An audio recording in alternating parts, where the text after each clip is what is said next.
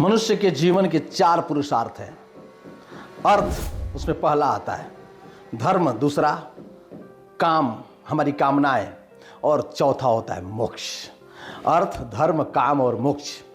यदि हम मनुष्य हैं तो इन चारों को प्राप्त करना हमारा परम कर्तव्य है और इन्हें ही प्राप्त करने में हमारी सफलता निहित है। जो लोग इन्हें प्राप्त करते हैं वो सफल माने जाते हैं और जो लोग इन्हें प्राप्त नहीं कर पाते वो सफल नहीं माने जाते हैं। मैं आपको पहले पुरुषार्थ में सफल बनाने के लिए जो बहुत सारे सिद्धांत विद्वानों ने समझाए हैं या जिसे मैंने अपने जीवन में यूज किया है या जिसे मैंने अपने मेंटर से सीखा है, उसे बताने के लिए यह वीडियो बना रहा हूं।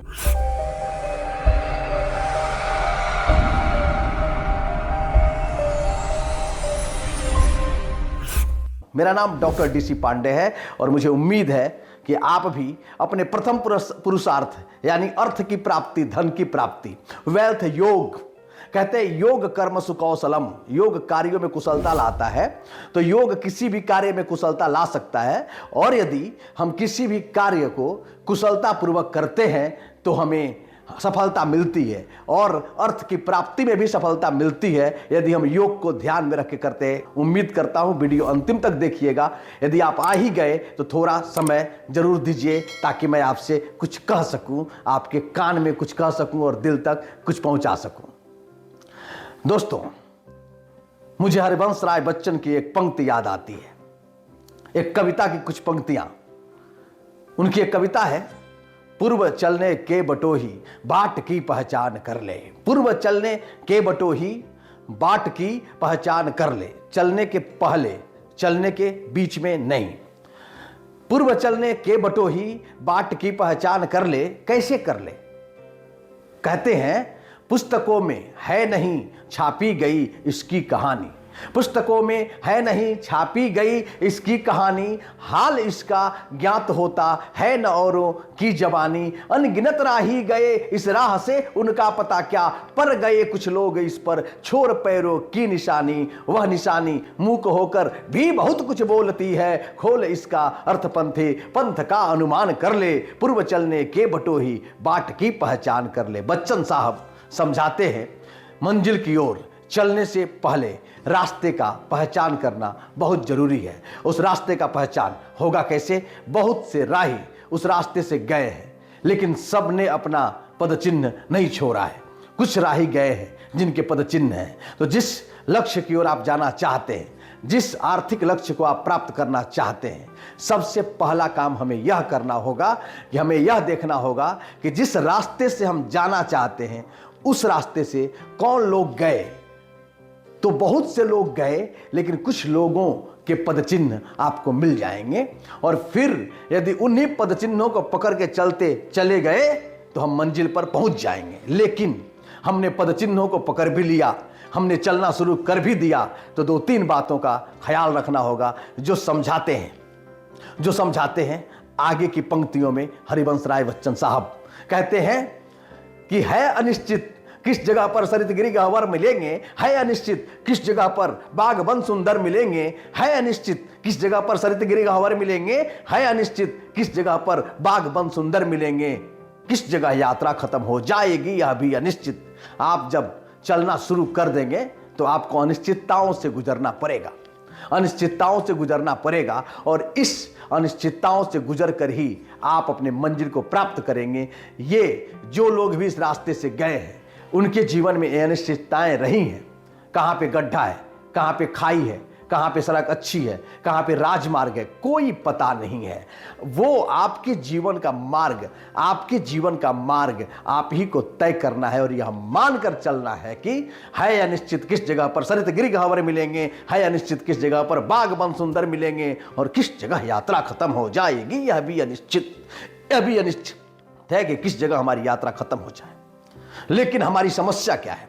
स्वप्न आता स्वर्ग का दीर्घ घोर को में दीप्ति आती, स्वप्नाता स्वर्ग का दृगकोर को में दीप्ति आती, पंख लग जाते पगों में ललकती उन्मुक्त छाती, रास्ते का एक कांटा पांव का दिल चीर देता, रक्त की 2 बूंद गिरती एक दुनिया डूब जाती। हमारी सबसे बड़ी समस्या यह है कि हम चलना शुरू तो करते हैं, हम उनके पद चिन्हों को पहचान तो लेते हैं, चलने के पहले हम रास्ते की पहचान तो कर लेते हैं, लेकिन चलना शुरू करते हैं और जब रास्ते में चलते हैं तो कुछ दूर चलने के बाद जब थोड़ी सी बाधाएं आती हैं तो हम रुक जाते हैं। हर रास्ते पे बाधाएं रहेंगी, हर रास्ते पे बाधाएं हैं, रहेंगी और थीं, तो हम रुक जाते हैं। रास्ते का एक कांटा पांव का दिल चीर देता, रक्त की 2 बूंद गिरती एक दुनिया डूब जाती है। और 2 बूंद रक्त के गिरते हैं और हमारी दुनिया डूब जाती है। हम वहीं से लौट जाते हैं, हम वहीं से अपना इरादा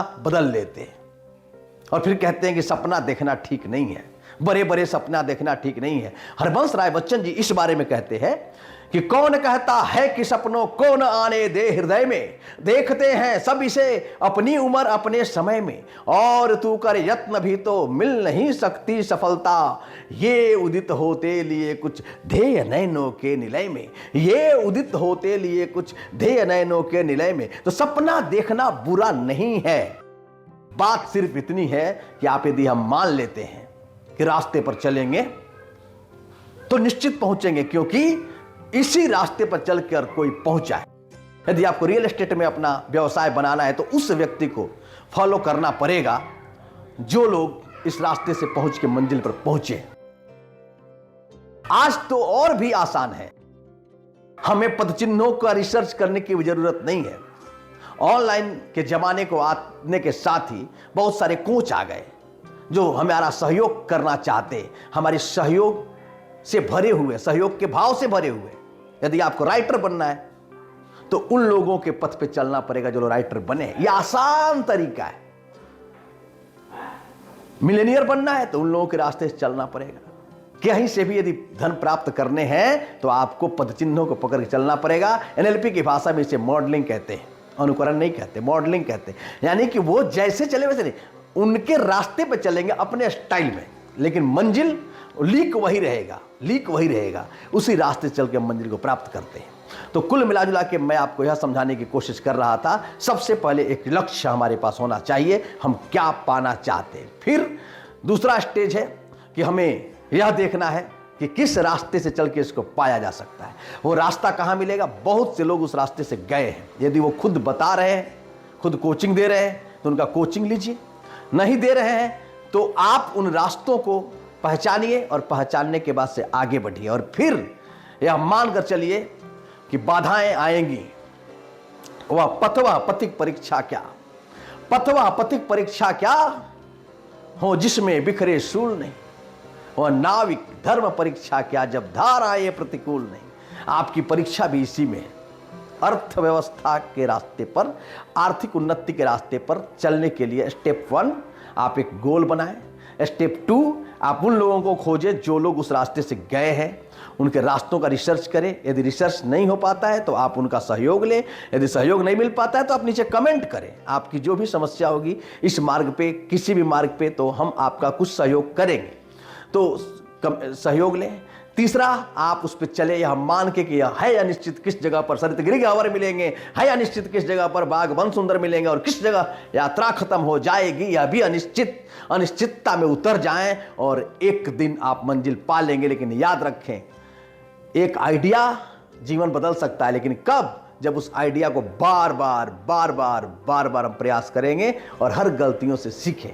तो आइए इस पहले पुरुषार्थ यानी अर्थ की प्राप्ति के मार्ग में मुझसे जो बन पड़ेगा मैं आपके लिए करूंगा, कोशिश करूंगा, क्योंकि मैं भी बहुत झेला हूं और मैं नहीं चाहता हूं कि आप झेलें। तो आप एक बार कमेंट कर सकते हैं, अपनी समस्या को लिख सकते हैं, अपने बारे में बता सकते हैं, और इस चैनल को सब्सक्राइब यदि कर लेंगे तो मैं सीधे वीडियो आप तक पहुंचा पाऊंगा।